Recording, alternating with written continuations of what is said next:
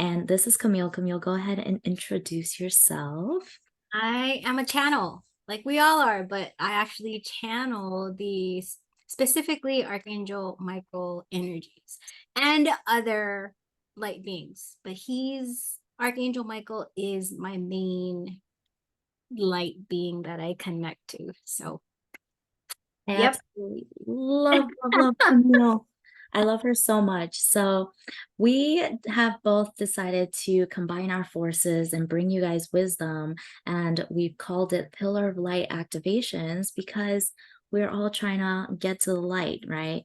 So, today, actually, I don't even know what we're talking about today. Let's just roll with it. We were talking about this. We are people who just wing it, and we're just gonna go with the flow. So actually, one of the things that we had talked about before is how we both got started and what really got us to jump into, or maybe not jump into, healing. And for me, I actually started, I want to say I really started when my mom passed in 1999. And that was one of the first times that I understood I could actually do stuff. But if we go back further, when I was in college, one of my best friends in college, Kirk, hi Kirk, he started introducing me to this world of the woo with just tarot cards and crystals. And then if we go further than that, when I was growing up, I was always intrigued by crystals and like tarot, tarot, and then palm reading. But I grew up in Hawaii and we didn't really have stuff to support that because just it wasn't as available as it is now. And I'm gonna really age myself, but being Asian, you probably don't even think I'm that old. But I grew up in the 80s. I was born in the mid 70s and I grew up in the 80s. And in Hawaii during that time, we didn't have a lot of resources that, or when I was growing up, the only resource I had was our public library and the elementary school I went to. So, how small was that? But I knew I was interested in gemstones. And I knew from just TV, like Bewitched and I Dream of Jimmy, that there's just something out there. Besides growing up in Hawaii, that they talk about the kahunas and how they could do things. I was like, ooh, that's cool, right? Like, who doesn't think about, well, now that a lot of people know what kahunas do, or they're considered, like I consider them the witch doctors for Hawaiian religion. But I still also had, even going back further, in my personal family, my godfather, he would tell us stories about how he died as a little kid. And then when he came back to life, he had this healing power. So, Oh, wow. uh-huh. Yeah, isn't that cool? So my personal journey, like on getting into or understanding that I actually do have some kind of ability, probably started in college, like hindsight college, but my own personal realization was after my mom died. If we Mm, go all the way back, it was the idea and understanding that certain people have abilities, like my godfather. that's interesting that you had people in your family who had those experiences because I did not have that experience whatsoever. Uh, and I didn't grow up, around very spiritual people or nor religious, even though my family practiced like Buddhism. When they immigrated to America, they didn't like outwardly practice it. So I didn't grow up around religion, even though, for me, I feel like for me, it's a very how most people experience it, which is like something catastrophic happens in your life. Um, internally catastrophic, right? Externally, people are just like, ah, girl, you probably just lost a job or something, or somebody just broke your heart or something. But it's like your internal, how you see yourself internally and how your external world is reflecting that, your experience, it doesn't match up. So for me, it was like I was trying to start my own business because I wanted personal freedom. And at some point on my entrepreneurial journey, I was not succeeding. I was like, I'm investing all this money, I'm doing all these things, I'm not succeeding. But I also realized in my romantic life, things were tumultuous too. Like I had nothing, I felt like my husband was perfect, right? He was safe, he was perfect, but I found myself attracted to the toxic type of person. And it was like a back and forth kind of thing for years. It went on for years. And it was like a secret relationship, but it was so tumultuous, like it was so triggering that it would not last more than a week. Or anytime we just reconvened or reconnected, it wouldn't last more than a week. But it hit that breaking point where I was like trying to elevate in my entrepreneurial journey. And this person kept coming back in my life. Every time he broke my heart by leaving, I broke my own heart actually, because I told him to get out, right? I would focus all of that sadness and energy into my career. And I would push and I would push, very masculine, push, push, push, push. And I'm like, why am I not making money? Why am I not succeeding? Along with those internal stories of these expectations growing up in an Asian household, success equals money. You need to make money. When are you going to make money? When are you going to be successful? Oh, girl. And then Where's the choir? And then I got pregnant and I was like, everything started downhill because I had so much judgment, right? I already had all this pressure. I had all this judgment of, oh my God, I'm gonna have a baby. I'm not prepared. My business is horrible. I'm in love with somebody else. Like this is a hot mess. I'm a hot mess. Like I'm a hot mess. And I really, really had to take a step back and reassess like why like I don't know myself anymore, right? And all these external things that I based my self-worth on up until this point just came crashing down because I also worked out. And at the time, fantastic physique. Well, guess what? When you get pregnant, you get fat. Like you gain weight, okay? Like has Yes, anyone ever you told you you do. gain weight? Yes, you do. You get fat because you're literally growing a person in your body. You cannot stay, well, I'm not going to say you can't because there are some women who do. I can't say that I've experienced that. I do not have a child, nor have I ever had one. So, So it was really a loss of identity in all areas. Like I didn't know myself in my own relationship. I didn't know myself in my career. I didn't know myself as myself anymore because I had based my self-worth on my self-image. And now I don't even have that to cling on to.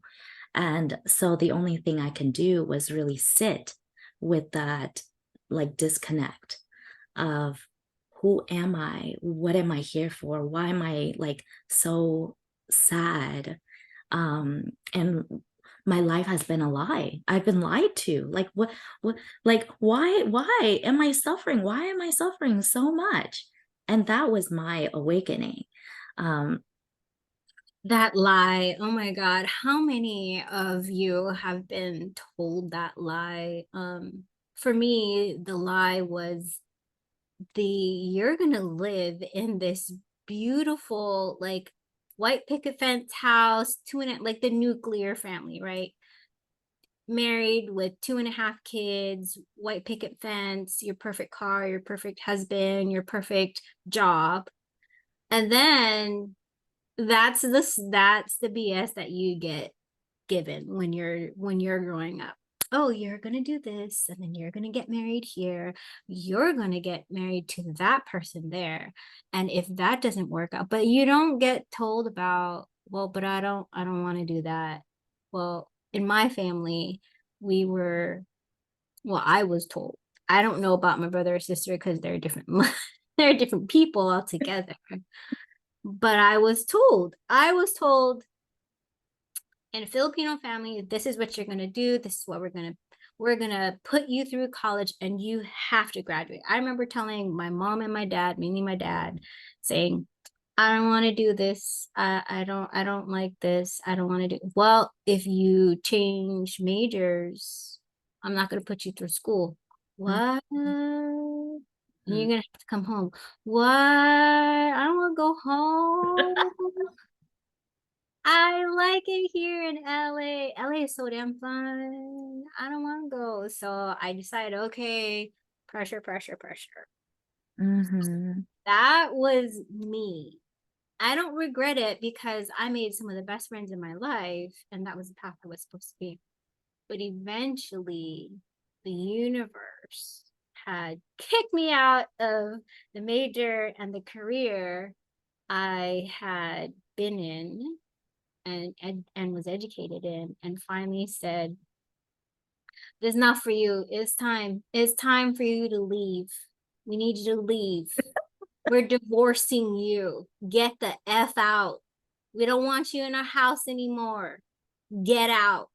And I was like, no, no. And I was for so the last time I was in my major in my previous career was in 2009. I got kicked out of the House of Architecture. But I kept knocking on the door, anything related to that door. Gosh, up until even recently, I think it was earlier this year, and we're in 2023, a headhunter from maybe 5 or 7 years ago contacted me. Hey, I wanna put your name up. I have a project that I want to put your name up on. I was like, what? I haven't been in this profession for over 10 years. And I've moved into a different profession altogether. Why me? Oh, because you're so talented. You're this, you're this, you're this. I was like, okay, whatever. We'll see. We'll see what goes on. I knew this was a test. I knew this was a test. And of course, they came back and said, oh, no, we want to put her in a junior position. I was like, oh, hell to the no. I ain't no junior.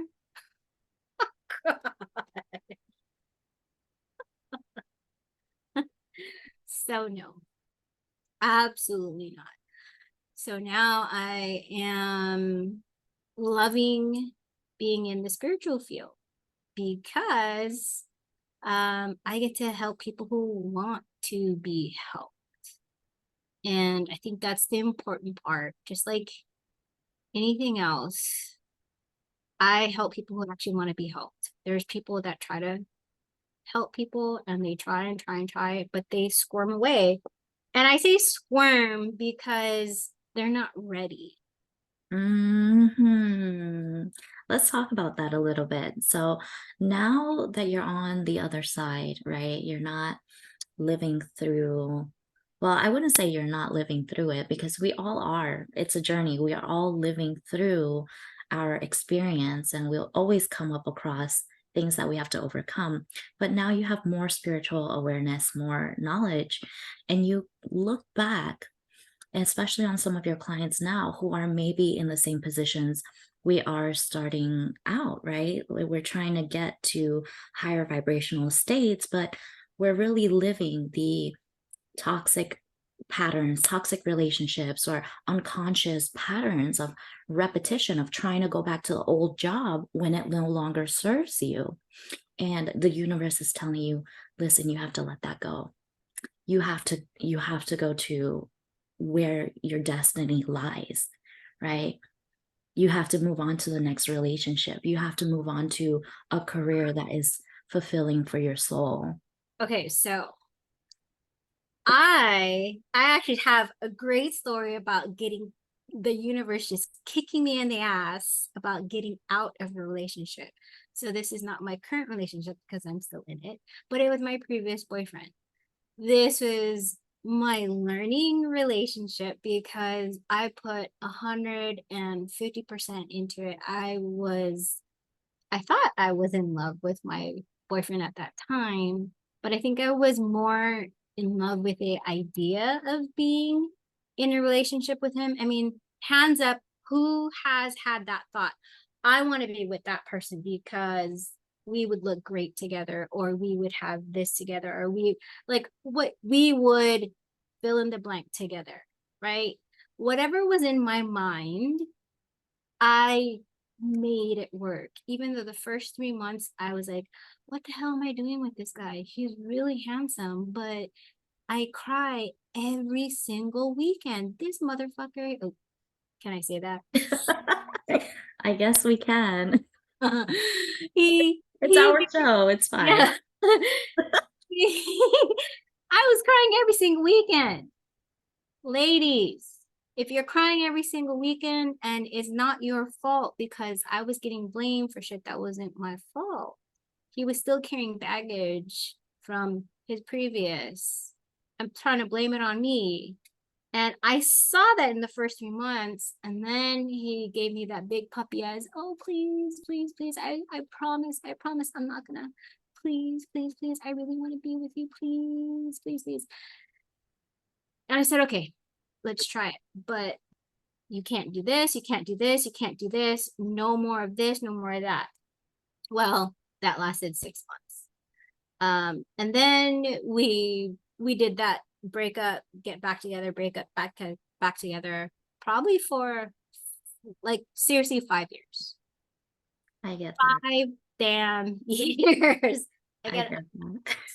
I'm not gonna say it was all him, because if I understood myself at that time, which I was not standing in my power. I was broken.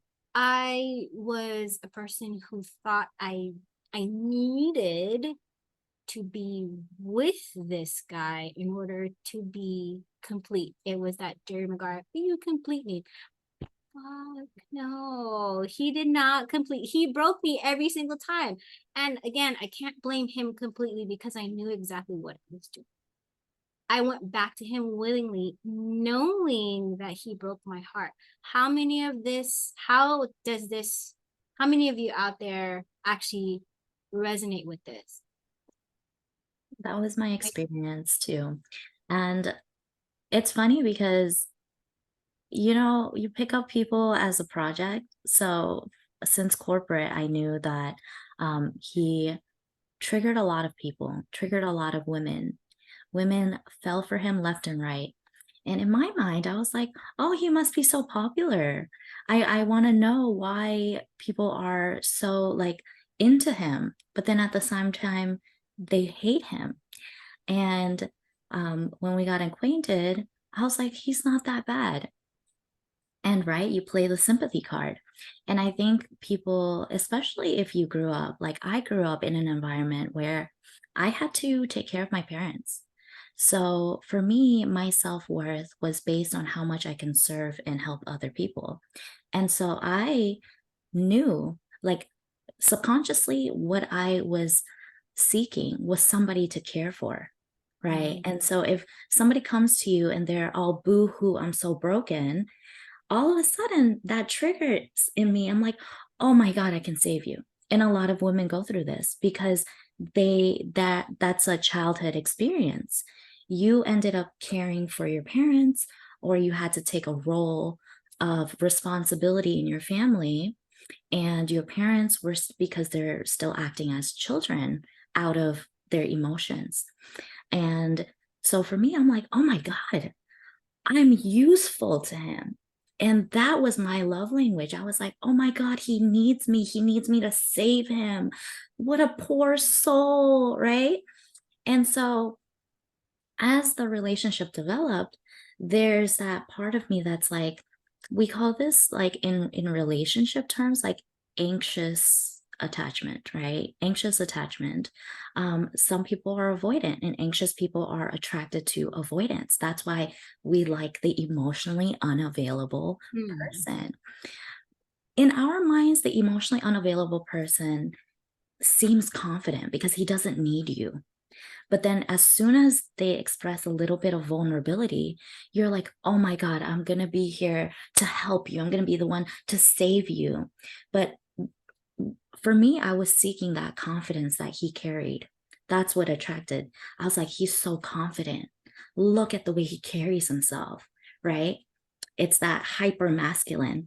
And That was my ex-boyfriend. He was a bodybuilder. So he's that guy. He's that guy in the gym. And then he's that guy that all the girls actually was like swooning over. I can honestly say they were swooning over.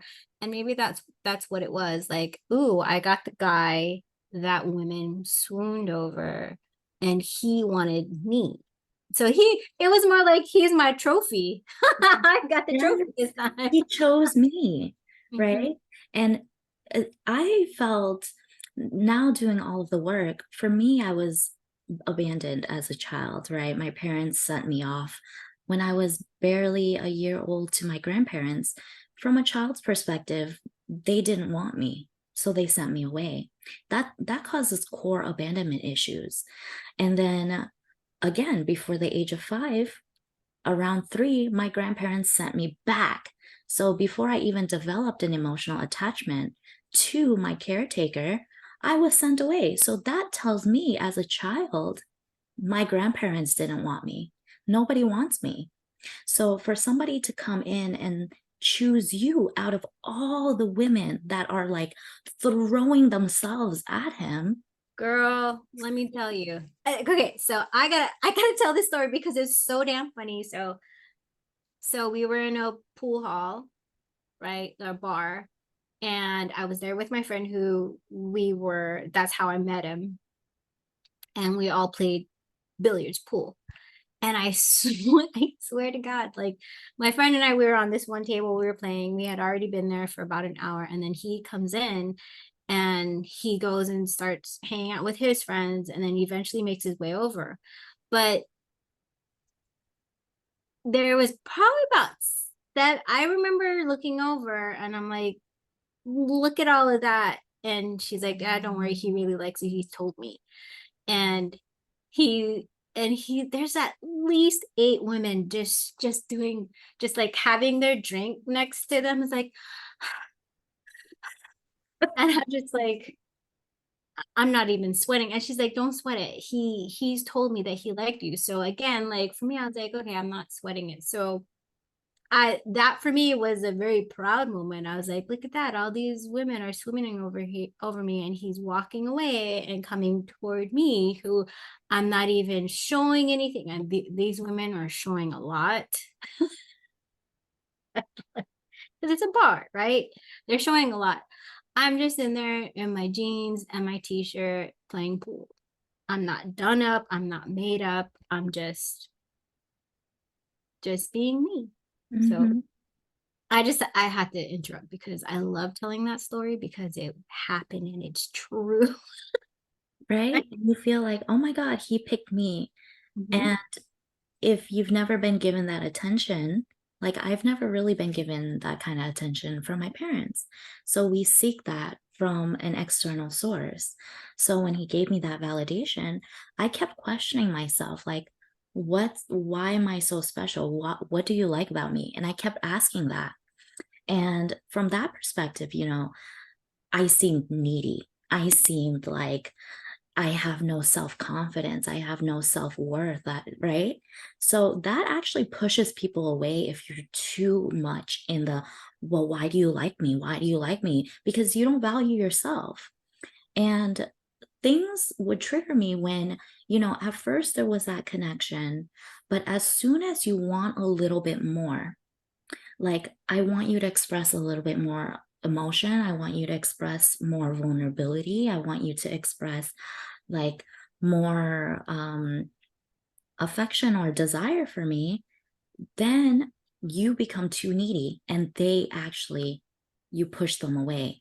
And that triggers the abandonment wound that I always carried, which is like, what's wrong with me? Why don't they like me? Nobody wants me.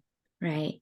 And so, because I get triggered, the first thing I do is immediately to protect myself from getting hurt, push him away. Yeah, no, it's not going to work out. Sorry, I already have a relationship, so no big deal for me, right? But I'm hurting because I'm hurting myself. I'm like, I don't want you to hurt me. So I'm going to literally cut you out of my life. But in doing so, I still reinforce the idea that I'm not worthy. He doesn't love me. And because he doesn't love me, I'm going to push him away first. Mhm. But what was interesting is when you understand avoidance, they also have some type of abandonment wound too. They do the same thing. They push people away. They don't let people get close. They are not emotionally available. And for them, when you express emotion to them and you, oh my God, I love you, like that they love that. They want that. So that's what they want. And that's why avoidance and anxious are so attracted to each other. It's a trauma bond, right? He comes running back because he wants that unconditional love that I'm pouring. Because as a child, you pour your unconditional love to your parents. But if they don't reciprocate it, you just keep giving and giving and giving. And that's the pattern. So he comes back. For me, I'm like, I matter enough that he's willing to come back and fight for me. I matter enough that he loves me that much. He's willing to come back and fight for me, right? That's the story. And that's how it plays out over and over and over and over again. And it's a subconscious pattern because you realize you're not getting your emotional needs met. So you try to break the relationship off. But whatever I was getting out of it, that attention, which was something I've always wanted, then it's like, you know what? You're giving me the attention. You must really love me because you keep running back to me. Come on in, right? Come on in. Come ruin my life again in less than a week. And you Again, think they're gonna how do. many people out there have done this? Who we're not, I know we're not alone. That's why they have those damn TV series and movies about this. That is truly like we are not alone in that one. But so my question is, how did you discover to break the cycle? Because for me, so the reason why I got on this topic was coming out, like the universe literally kicked me out. I my ex-boyfriend was going home to see his family and he wasn't too tech savvy. Um and he left his tablet on his pages that he was on. And so I discovered that he had been trying to see other women. He hadn't yet, or possibly did, but about a week or two before he left, he opened up this profile on this website where you could date married women. Oh. Yeah. I was like, what? And we were living together. I was just like, what? And so this is where the universe had been telling me multiple times, like we had broken up multiple times, and I was in this cycle, right? Like the cycle that you had, that I need to be with him. I'm in this, no, I want to be with you, but I don't want to be with you. I want to be with you, but I don't want to be with you. We'd break up, we'd get back together, we'd break up, we get back together. It was a little difficult. We said it was difficult because we lived together, but we had it was a two-bedroom apartment, so we could, when we fought, we just sleep in separate bedrooms. Like, come on, we all know how that goes. But what really finally kicked me out, the universe kicked me out, was this literal sign. He didn't know how to lock his tablet, and this was over 10 years ago now. And so that's how I was like, oh well, I don't want to open up my computer, I'm just gonna go on the tablet. It was on his emails, and so I saw the email that would come to, or the messages that he would get when he would go onto that website and email or message all these women. So I clicked, of course, I clicked on the message and I saw his entire profile and all the women he was making meetups with. And he was his own business, so he could easily go in between clients. Mm.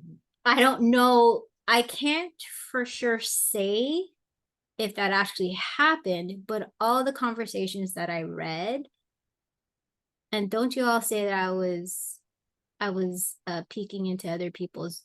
We were living together, and he didn't know how to lock it, so it was the universe giving me that sign of get the fuck out of this relationship. You deserve better. Stop this pattern now.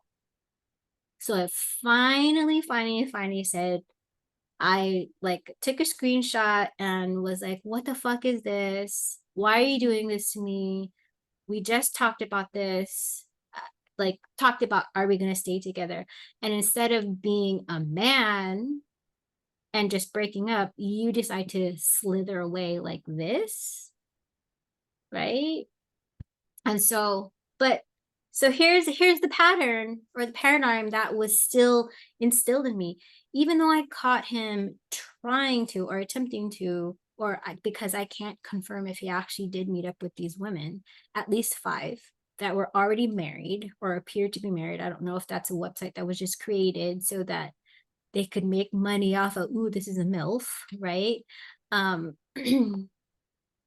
uh, even though after I had said, fuck you, we're breaking up, and he came back, and I had already been moved out after he came back, because he was on the plane when I found this out, right? So surprise, like he opens up his text and his email, and I'm like, fuck you. Oh, goodness. So after we finally break up and break the lease and all that kind of stuff, I, for whatever reason, like a month later, a month and a half or two later, we still had to communicate. And I was still convinced that I needed to be with him. Mm-hmm. Yeah. Even though he had broken my heart, I had seen the evidence. I was like, you still love me and you need to be with me. I was trying to convince this fool,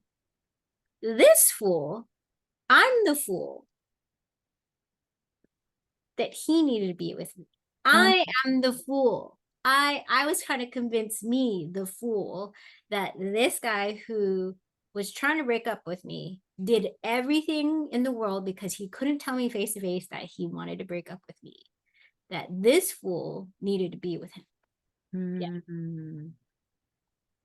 That's how little I thought of myself because I was in that pattern of I needed to be with somebody.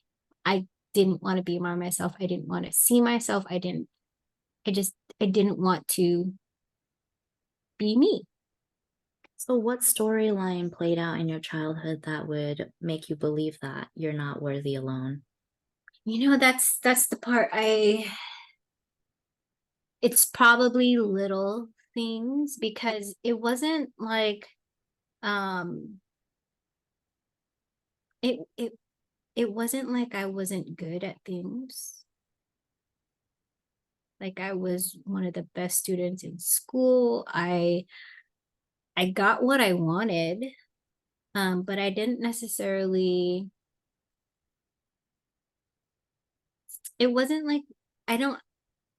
I don't really know what kind of relationship that would be because I was so focused on school. It was probably that I was so focused on school that I didn't really have an opportunity to go after what I really want.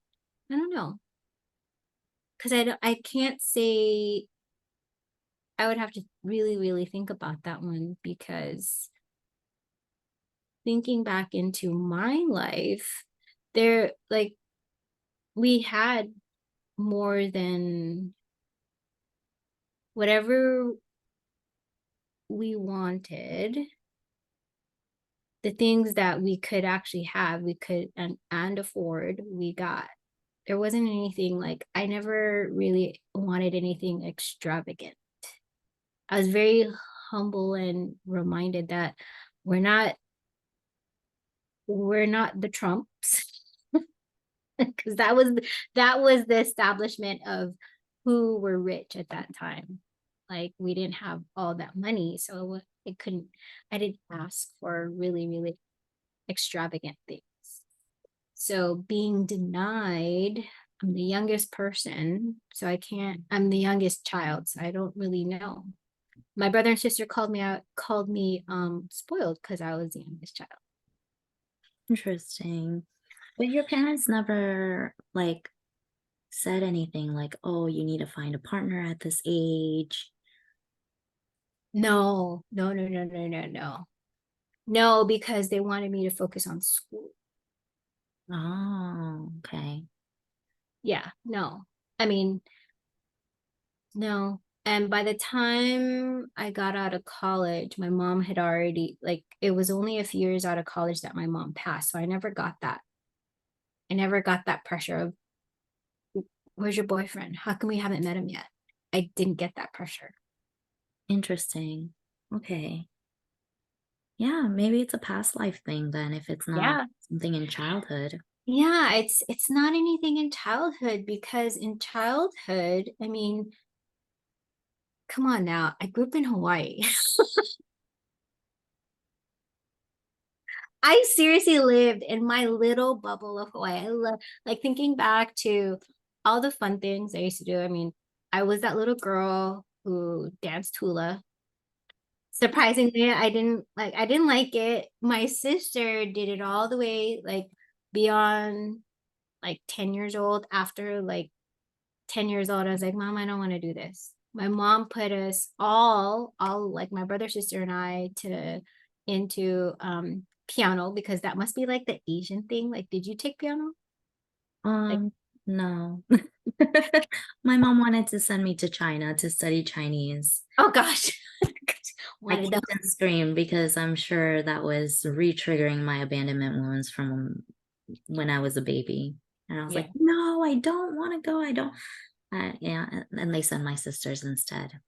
Oh wow, that's crazy. So yeah, I mean, I honestly, I mean, I grew up in Hawaii, went to the beach every weekend. We had family, my friends and my parents' friends and families. We always, I remember always going to the beach to picnic. Um, I think the most traumatic thing was a hurricane, and then I was like, this is traumatic. I don't have to go to school.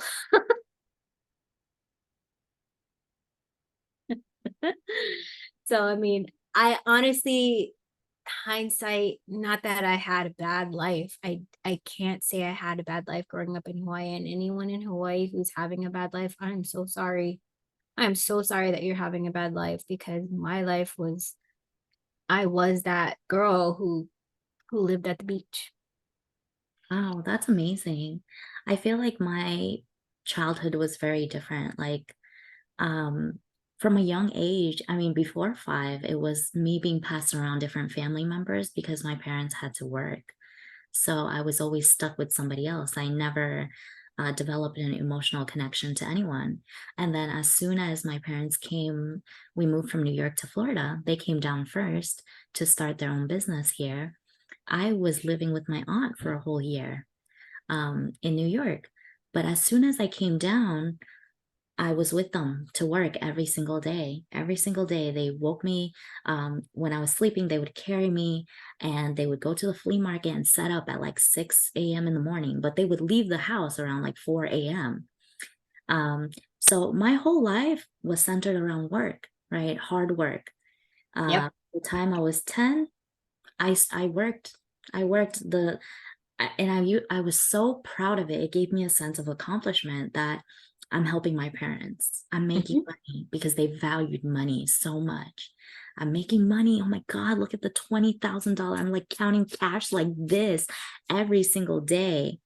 So, but it was like I didn't matter, right? Like I didn't matter Mhm. to my parents. All they wanted was money. Mm. They never spent time with me because they worked every single day and they still do. They're workaholics, and that's just survival mode on repeat. But back to your question, how did I get out of mine?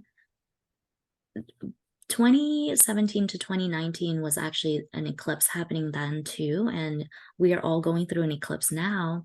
So eclipse are fated events, which means anything that's not belonging to you is taken away, and your fated destiny is being ushered in. But first, anything that doesn't belong to you gets taken away. So for me, I got pregnant. So that automatically canceled the other relationship because he could not, he didn't care I was married. He didn't care, but as soon as a child is in the picture, he knew he couldn't go further than that. So he was like, I can't do this. For me, it was really confusing because when he re-entered my life, it was on the basis of, can we just be friends? But it was an ulterior motive. That in itself triggered another thing for me because my mom always had an ulterior motive. It was never unconditional love. Every time she wanted something, it was because she wanted something. Like she was never doing things out of the kindness of her heart, out of sincerity. It was because she wanted something from me. So that in itself was triggering enough. I didn't know what unconditional love was. For me to bring a child into the world, oh my God, the first 3 months was me apologizing to my son of how horrible of a mother I am. I'm so sorry I can't be the mother that you deserve. Ah. And I said, I didn't want to be like my mom, right?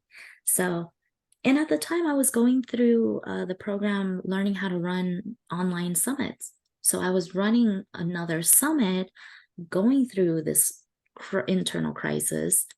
And I really, really, really had to learn how to let go. Because not only was I running a summit, I was in a leadership program and I was just about to be signed on for a network marketing program. I was taking every program under the sun because I wanted to be successful. Mhm. And universe was like, you can't cling on to these external things for your self-worth anymore. And so one by one, taken away, taken away, taken away. And I was introduced to a family, right? That year it was hard. Like I had to settle. The way I coped was I had to settle with like being able to love myself as a failure. I said, do you love yourself even if you have nothing? Even if the whole world thinks you're a failure? And I had to go through that. So yeah, that was my experience. And I had at one point said to the universe, I said, bring me someone who's spiritual, right? I had reached out to Adrian at the time, um, but it wasn't a fit for me at the time. And then I met my godbrother, and my godbrother is my high school classmate. We haven't spoken in the last, gosh, like 8 years. We haven't spoken in 8 years. And we reconnected at the time, and he introduced me to spirituality. I Mhm. discovered human design. I became obsessed with human design. And here we are. And This is here we why are. this is why we are doing this because of our understanding of human design. True story. And your experience, my experience, vastly different, but somehow we're still being taken on our destined path, right? Like you and I met through Adrian's course earlier this year. Mhm. And I'm over here like, oh my God, another Asian person. I've never seen another Asian person in the spiritual field. Never in my life. For It was so real. funny. For real. I Here mean, we are. in her class, I was like, am I gonna see other Asian? No. And then I was like, oh, and then we got put together as partners. I was like, oh. Because the reality is, right? Like in every culture, there is a witch, right? In every culture, there is a witch. And, but in every culture, the witches are demonized. You know what Michael said? So, Michael, we both work with Michael. He is a dream interpreter, for those of you who aren't familiar. And Michael Sheridan. Michael Sheridan, he's fantastic. But he said, because I'm taking his channeling course, and he said, spells are evil. So, we say witch, and witch has a negative connotation. But if Mm-hmm. you're serving in the light, then it's good. But Mm-hmm. you're not supposed to be casting spells. You're No. not supposed to be casting evil spells on people. What we really have the power to do is we do have the power of voice, right? We can actually inflict harm through our voice.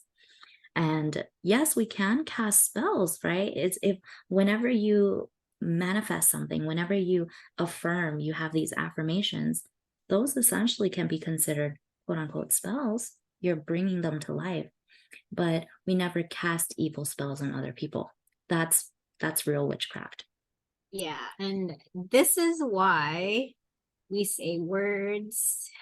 Remember, you would say, what was when you were in when you were little, or when I was little, they say, what is it? Words can never hurt me. But that's so not true.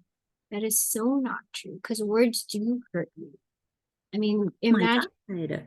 I mean, how many times do you say things and you're like, if you're truly sorry about what you say, you're like, well, why the fuck did you say that? I mean, you say things to hurt people. So I don't know why we have that. What is that nursery rhyme? It's not a nursery rhyme, but I remember hearing it like, I'm rubber, you're glue, whatever you say to me bounces off me and sticks to you, like that kind of stuff. So that if someone does say stuff, I mean, kids are mean, but they are only acting because they are hearing it from adults. Mm-hmm. And that's why childhood trauma isn't always a huge event that traumatized you in life. It's usually very small things said over and over and over that gives you the perception that you're not good enough, you're not worthy enough, that whatever it is on your internal belief about yourself. So I know for me, it was always, that's not right. That's not right. You're incorrect. Like, that's not enough. You need to be doing this. Look at your cousin who's doing that. Look at all these people who are succeeding. To me, that's a reflection of you're not good enough. You're not good enough. You're not worthy. And it's those little things that are said to you every single day over and over and over again that builds up this idea and your perception of the world and how you move through the world. So a lot of people say, well, I don't know why I'm not succeeding. And it's because subconsciously you truly believe what somebody said to you, especially your parents, that you're not good enough, that So you can't succeed. here's a pretty common one when you're a kid, right? And this happened to me. They people and kids will call you fatso. Mm-hmm. It's so mean. And I honestly, I did that when I was a kid because I didn't understand it was mean. But then I remember still saying something that it was mean because we just say, "Oh my God, why are you so fat?" But that's all I got when I was growing up. I was a pretty round girl growing up. And it's Round. I was horrible to round. say. And you mention it, but it still exists. Like, Mhm. it still exists. Oh my God, I'm sure the Filipino aunties will have a field day. You have them Mm-hmm. over for, Oh hell yeah! but But Chinese people too. You have people over for dinner, and the first thing they say, "Oh my God, you gained weight." And I'm like, Is that really? I haven't seen you in forever, and that's the first thing you say to me? Like, it's horrible, right? It's like, I'm pregnant. Oh, but you're so fat for being pregnant. Oh my God. My mother-in-law said that. Oh, well, when I was pregnant with twins, I didn't weigh half as much as you. How rude. Yeah, do you know how that made me feel?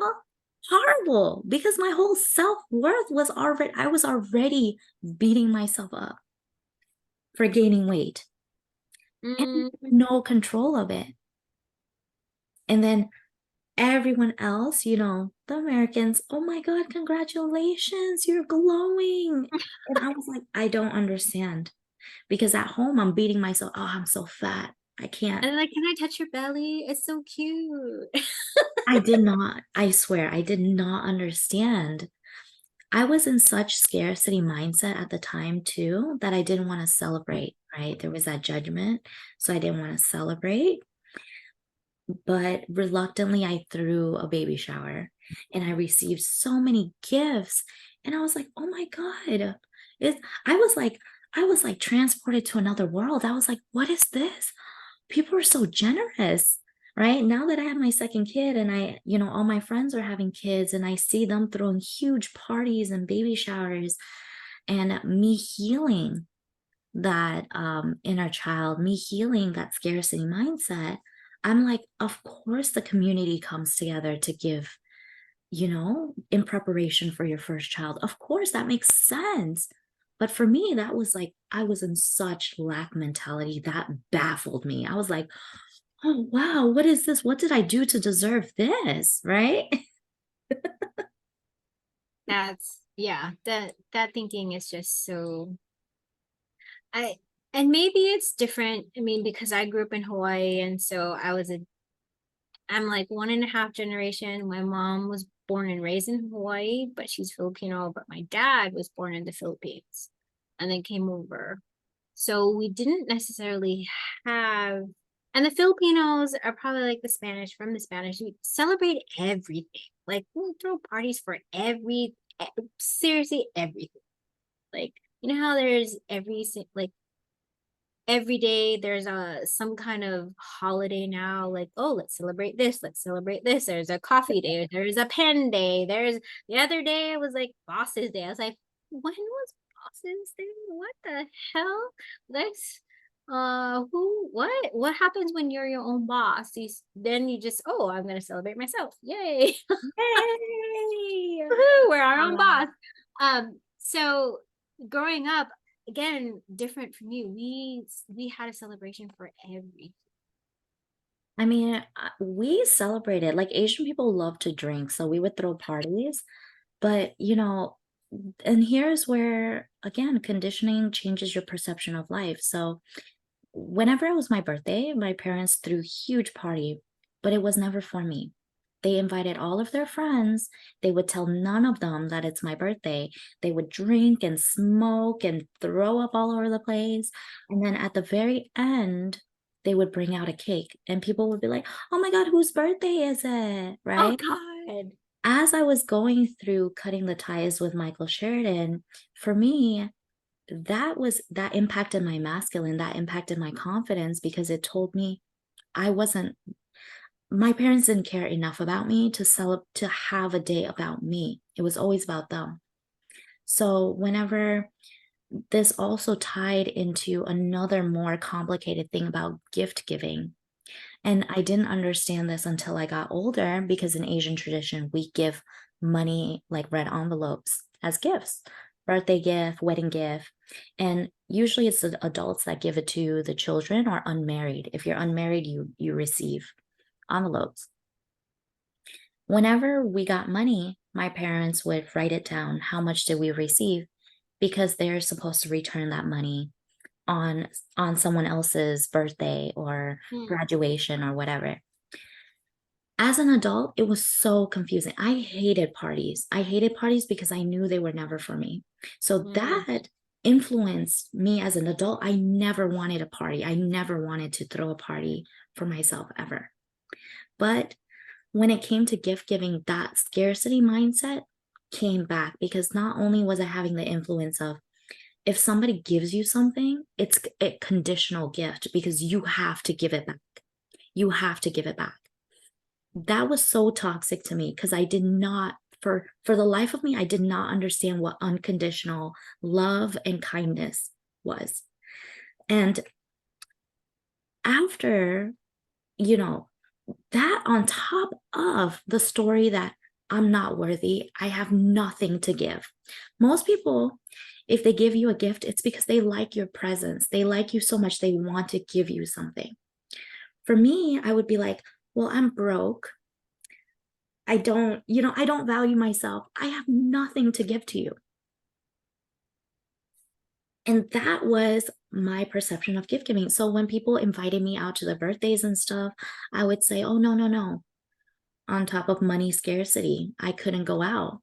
I wanted to save money, right? So I would never spend money on leisurely activities.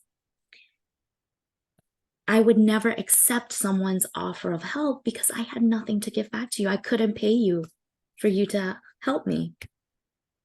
It I, just, oh my God, my whole adult life was like a huge mess. I just did not understand how the world functioned. you know, that is, I would be confused too. I would be absolutely confused too because I am that person that is unconditional. That is like for me, I'm unconditional love. Woo! Right? Um, I So if had to you were kind of kind to me teach at that. that time, Yeah, well, I yeah. would have, if you said like, oh, I would love to, extend a healing to you, I would be like, no, I'm sorry, I don't want one. Like, thank you so much for your offer, but I don't want one because I can't pay you. That's my first thought. What do you want from me? And do I have the resources to kind of do that energetic exchange? Girl, we all have our lessons to learn, right? And that was, I think, unconditional love is one of the biggest ones that people have to learn.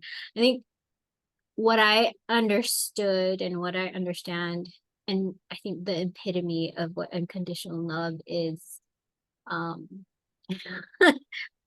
don't hate me when I say this. I don't really care, but I'm gonna say this because this is my opinion, and I am entitled to what I have to say. But in the church, we're gonna say I'm not really gonna say a specific church, but a structured religion.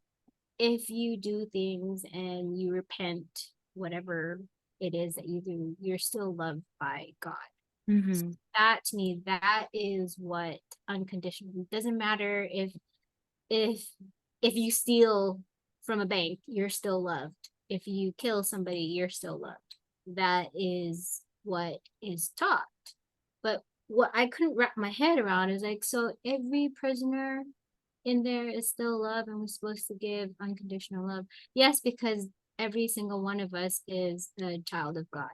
Yeah. They did something wrong. They sinned.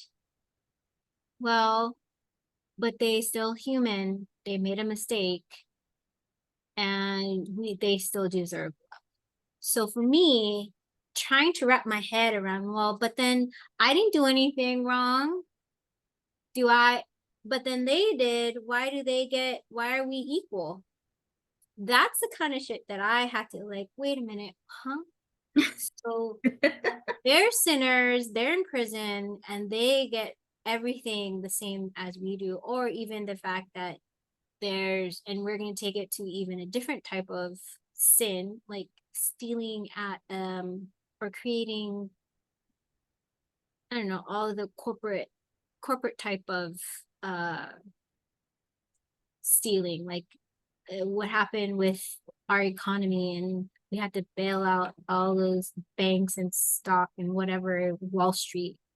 And I'm like, so we have to forgive them, but we're paying for it. Like all that kind of stuff starts to make my mind go, I don't really understand, but that's I might be going off in a different way, but the understanding that everyone deserves a chance. Everyone deserves love. And even that person who may have killed, they are doing it because they didn't have an outlet. Like trying to understand the human side of why a person who committed a crime or a sin, why are they deserving of unconditional love? Because they're human too. They made a mistake, but we have to really understand what is it, how is it that they got to that point? Kind of like what Disney is doing right now with the villain. They're trying to humanize the villains. Hmm. And one of my favorite villains is Maleficent. And that's right. And it's a great topic you brought up. And I feel like whatever religion you're referring to is actually the closest to what we understand as spirituality now, is because we are all one, but we have duality.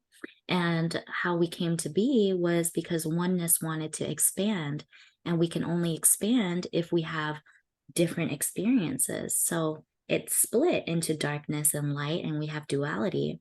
So it's hard to, if you're on the receiving end of maybe abuse or all of that stuff, to kind of forgive the other person for, killing other people, abusing other people. It's really hard to see from a human perspective, but from a spiritual perspective, it's like they also go through their experience, and they have to find their way back to the light. They've lost their essence, and that's what we're all doing here now, is we lost our true essence, our worthiness, our good enoughness, our right. We lost that essence, but our journey is to return back to that essence. So it's really allowing ourselves to process all the trauma, let it go, forgive all the anger and the resentment and the hurt that has gone through in our lives, that's preventing us from truly being happy, from being our highest self. And I can only say from my own experience, because for me, I didn't experience racism. I didn't experience religious prejudice, like some other people do. I didn't experience physical abuse. For me, returning back to the light was finding love for myself, finding what it means to be like to give and receive unconditional love, to be compassionate and to be kind. That for me is really what 5D spirituality is, what we're trying to like initiate or send this frequency out into the world, is how can we return back to that kindness, love, compassion, empathy, those things, instead of this division that we have. We're returning back to oneness. How can we love our neighbor, kind of thing. Girl, we can talk forever. But Yes. but I have to be honest, I have to go on a potty break. So I'm gonna say let's return to this talk, because if we don't, we can probably just talk for 24 hours straight. Let's wrap it up here. So I hope everyone here has enjoyed this conversation. Me and Camille will come out with a couple more, but before we go, let's share a little bit about how you can connect with us and what we do for you. So if you are interested in working with us, you can connect with us via. So Camille, you go first. How do you connect with me? Well, see, probably the easiest way to connect with me is to just email me right now. I do have a website, but it's a long website because I'm gonna switch it. So just email me SEA like C, like at the C, Ganir, which is my last name, GANIR at gmail.com. And so working with me would be either sessions, single sessions, or group sessions. And mainly I help people release energetic blocks with the help of Archangel Michael, like I said before, and he calls upon any other light beings that he sees needs to help out. Oftentimes the fairies come in, fairies, I said fairies. Um, the dragons.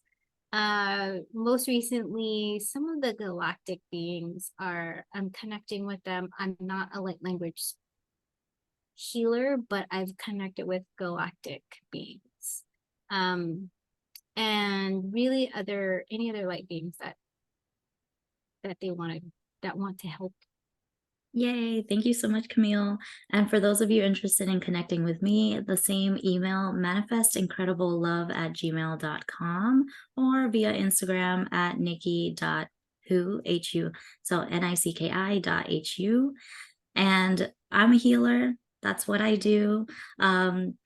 Just connect with me and we'll talk about one-on-one or group offerings. I also run workshops. So what I'm a with the flow kind of person. So whatever lights me up is what I'm putting out there. And with that said, thank you everyone for tuning in. Can't wait to see you guys in our next conversation. Bye. Bye.